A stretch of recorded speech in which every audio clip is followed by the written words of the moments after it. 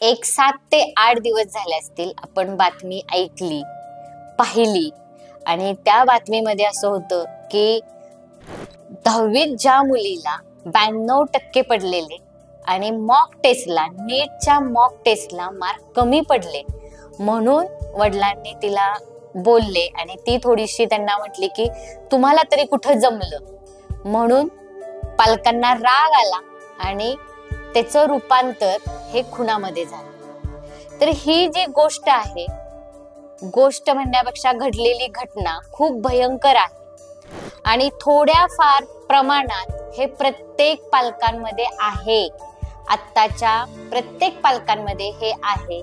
Ego आहे, status आहे आणि माझ्या मुलाकडून मला अपेक्षा खूप आहेत, तर कृपया ह्या अपेक्षा मुलांकडून ठेवू नका, कारण आपण कुठे होतो ह्या वयात ते पहिलं तुम्ही जाऊन तुमच्या ह्याच्यात पहा की मी 10वीत काय केलं होतं आणि मी आता कुठं आहे। त्याच्या पुढं नक्कीच तुमची मुलं जाणार आहेत, पण एवढं अंडर प्रेशर मुलांना ठेवू नका की त्या मुलाचा खून होईल।